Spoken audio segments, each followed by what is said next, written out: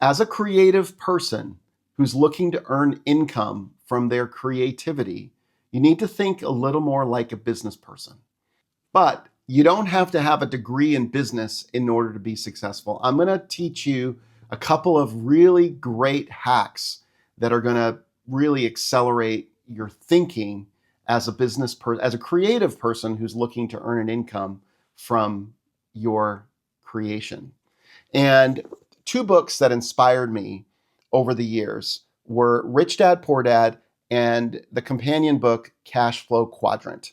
These two books, I'm going to just boil down the key elements of these books so that you can like accelerate your learning and take advantage of and leverage these tools that are talked about in these books for your advantage.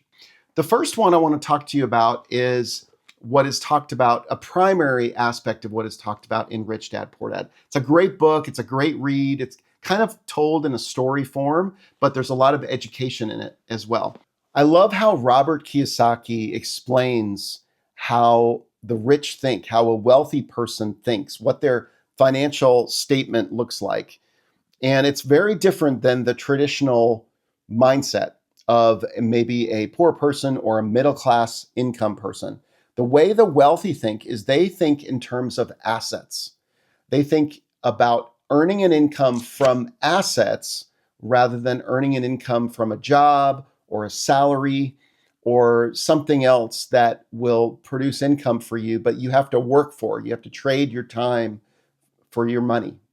So what this talks about in its essence is the idea of earning an income from assets.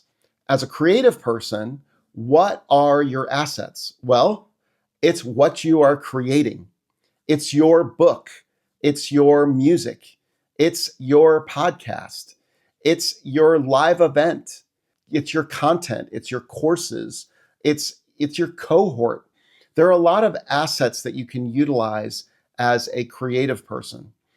So I encourage you to take a look at what you're creating and look at what you're creating as an asset. Because if you develop those, the more assets you develop, the more opportunities you'll have to earn from those assets, earn an income from those assets. And at its core, that's what I'm trying to teach you here, is to try to create and develop assets that you can sell and monetize, make money with. So that's the first lesson, the main lesson I want to teach you right now about Rich Dad Poor Dad. There's a lot more in there, but that's the first one, and that's the main one. Now, how does that tie into the cash flow quadrant? Well, this explains the 4 different quadrants that people who earn an income are in. First of all, on the top left, you have the employee.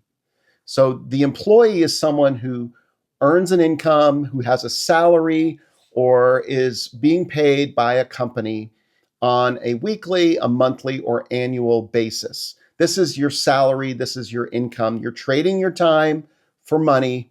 You might get some nice benefits and some other things like that, but you're basically working for the man. You're employed. All right. That's the employee part of the quadrant. Then we have the self-employed part of the quadrant, the bottom left. This is when you leave your company and you're basically still trading your time for money. You're a freelancer. You're being asked to complete a task and you put your hours in. Many times you're billed hourly, being paid hourly. A lot of coaches get paid in this way. Freelancers who are designers or people who maybe are creative and a talent, they think they have a business and they're in business for themselves, but really they're not. They're not really creating a business. They're just still trading time for money.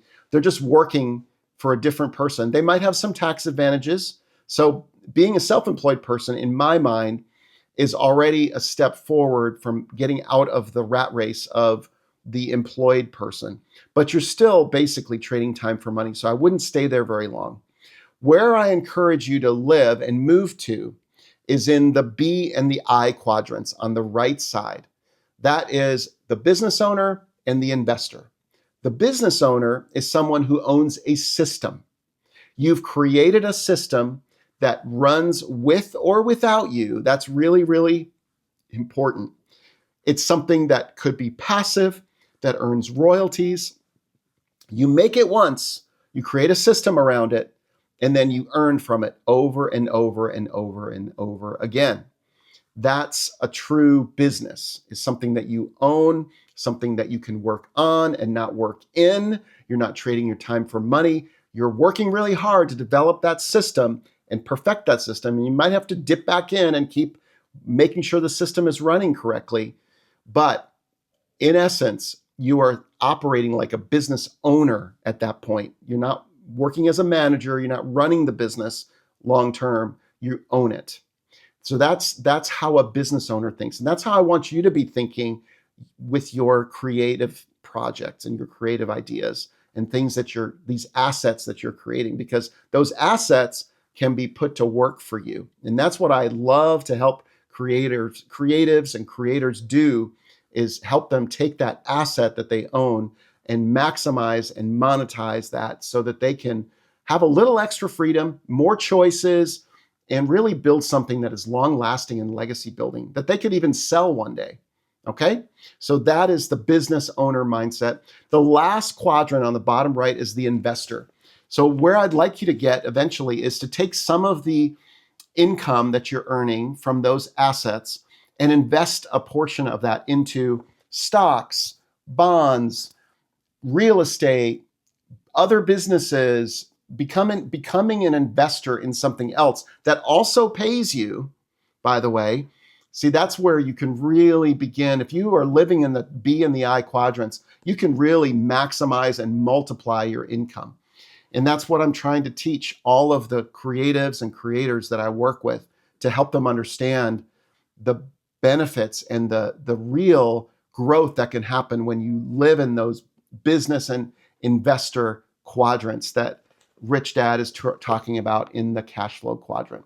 Those are the two main points that I'd love for you to take away from this video. If you found this helpful, please subscribe and follow what I'm doing. I'll be releasing videos on a regular basis every single week.